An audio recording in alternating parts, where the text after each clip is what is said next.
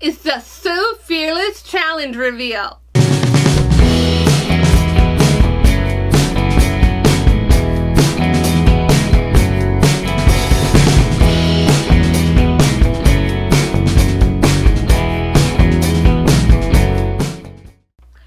Hello and welcome. I'm Akram Taghavi-Burris, and you're watching Akram's Ideas, bringing creative and crazy ideas to life. The time has finally come for me to reveal my So Fearless Challenge make. Before I share the amazingness of this blazer, let me remind you what the So Fearless Challenge was all about. So basically, myself along with Megan from Megan Handmade got together and started talking about projects that we are too afraid to tackle. They may not necessarily be very difficult projects. They may have just been time consuming, or they needed to be used with a special fabric or something like that, that we were just a little afraid to actually get started on those projects. So as we were talking, we decided to kind of inspire and encourage all those sewers out there who had these projects to get out there and be so fearless and actually sew those projects up. So at the beginning of March, we announced the So Fearless Challenge, and we got a couple of other amazing vloggers to join us in this challenge and inspire others to sew those projects that they may have just been a little too anxious about actually sewing. So with that, the So Fearless Challenge kicked off. In the description below, you can see all the vloggers who took part in it, and I've got a playlist of everybody whose videos went up to inspire you to be so fearless and sew those projects that you may have been a little too afraid to tackle before. In my case, I had been wanting to make a blazer for quite a long time. So before I get into all the details about this jacket, how about we take a look at it on?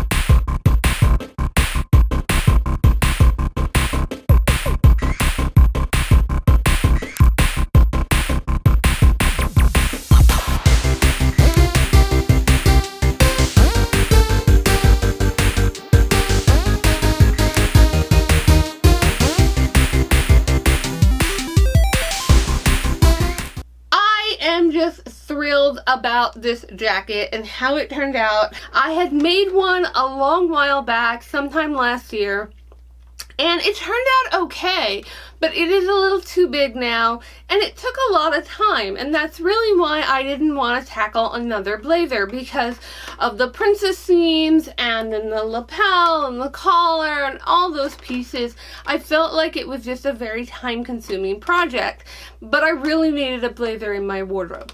So in the end, I decided, you know what, I need to be so fearless and just make a blazer because I need one.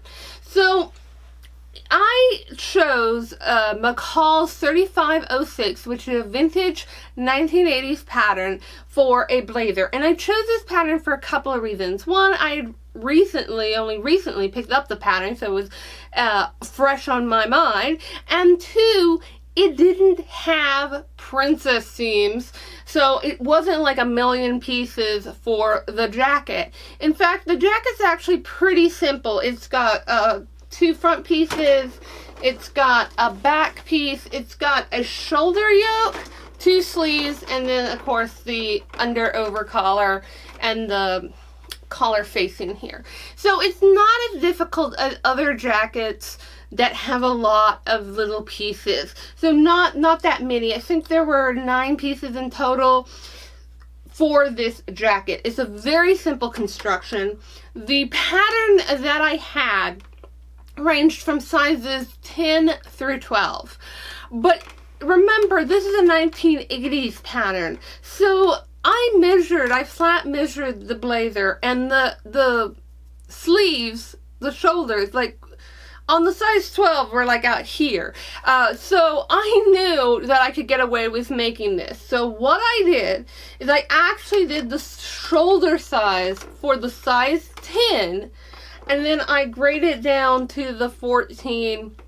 I graded into the 14 around the waist and hips of the jacket, and it fits pretty perfect.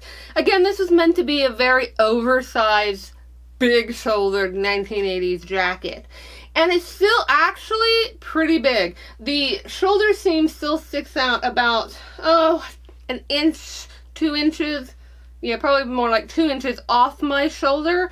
So while I didn't really necessarily want a huge shoulder, I did end up having to make shoulder pads for this. So let me just show you a little bit of the construction of this jacket.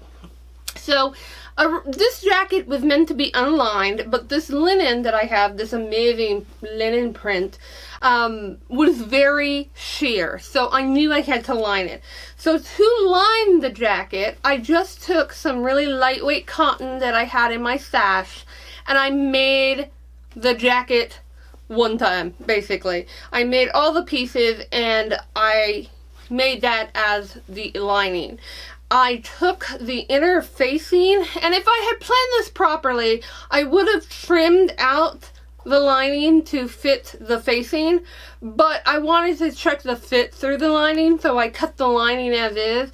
And again, I could have done some finagling, but for my purposes, it didn't really matter, so I just took the facing piece for the interior lapel, and I tacked it, or I guess you could say underlined, onto the lining so that the lapel would stick out right properly. You can see these are giant shoulder pads. It did come with a shoulder pad pattern in the pattern, so I was able to use that to make this.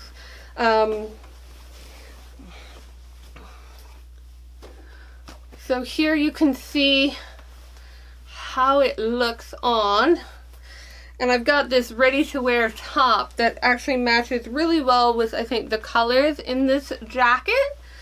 So you can see it's a pretty big jacket. Now, it hits right at my hip, I would say, and that's pretty good because I took a good 6 inches of length off this jacket. I mean, had I made it the length that the jacket was, it would have been down to my knees. It was a very long jacket. I did not add the patch pockets to the jacket for a couple of reasons. One, I thought to get your hand into a patch pocket, you probably want it a little lower than the hip line, and mine was sitting right at the hip.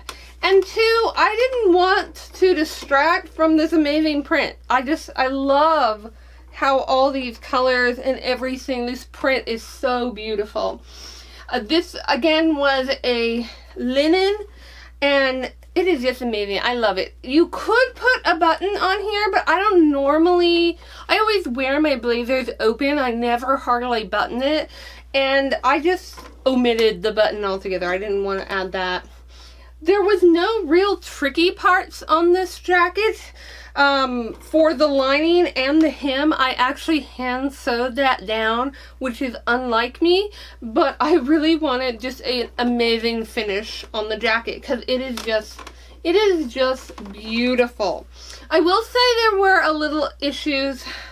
I've done these notch collars before, and sometimes I get them good and sometimes I don't. And this one is just ever so slightly, should have been into the lapel part a little bit further than it is, and I'm a little peeved about that. You can't really tell, but I know that it should have been further in a little bit more than it is, and it is a little annoying because I will say the instructions for this pattern were not very helpful. It pretty much assumed that you knew what you were doing, and yeah, that's all I can say for that. I knew enough to figure out everything, but I just felt like the instructions were a little vague. They could have been better, especially with the notch collar and everything. I sewed the sleeves lining all the way to the edge of the sleeve and then turned the hem of there. Again, a really nice finish that I hand sewed. And I can't say enough about it. I really like it. I like the look of it. It's, I mean, even the fabric, it's so 80s. And I think that's just kind of fun and quirky. You know, as I said in my plans for this challenge, I needed a fun, quirky type blazer, something a little bit different, a little bit out of the box.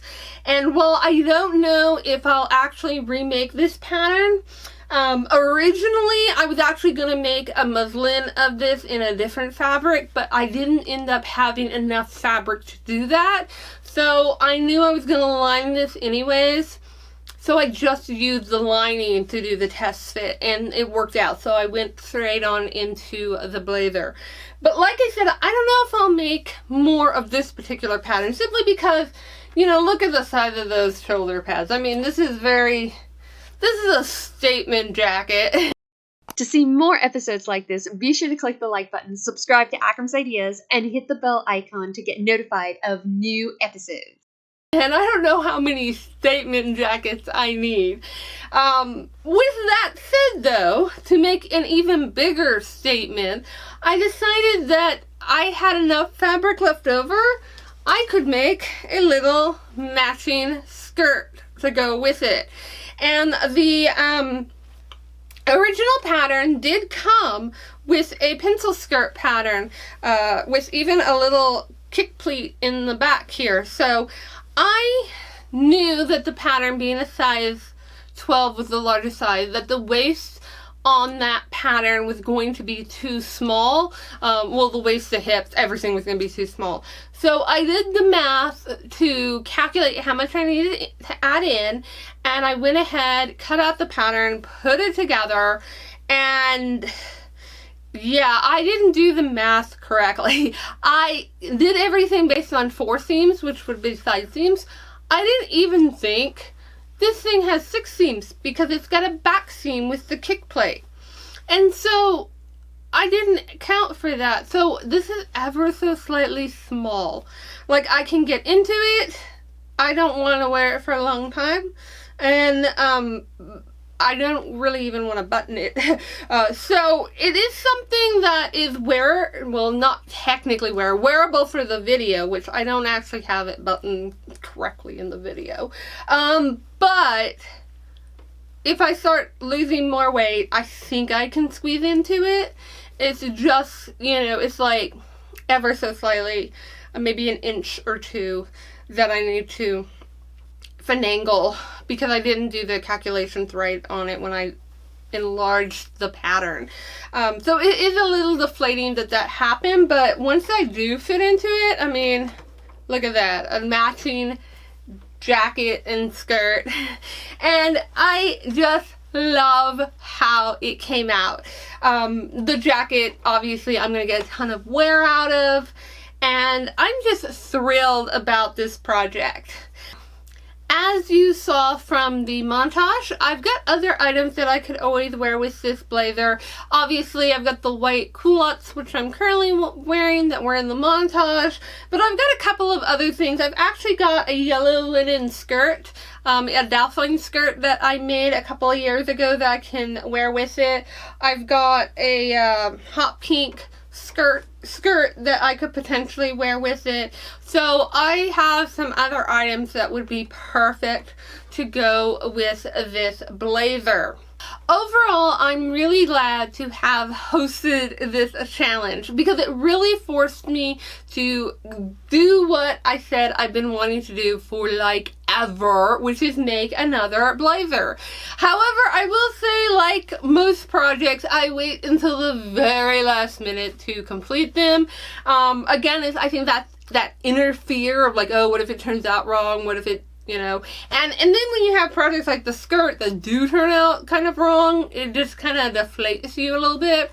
But overall, I am happy with it. I'm super glad that I overcame my fears and actually worked on this blazer, and I will get a lot of wear out of it. I absolutely loved all the makes that all the sewing vloggers have put together in this challenge, and I believe we have one more that's going to come out on the 31st as well. So be sure to check the description below and the playlist to see everybody's makes for the Sew Fearless Challenge. I'd love to know in the comments below if you participated in the Sew Fearless Challenge and how your project turned out. Were you happy that you took part in it? Did it turn out the way you wanted?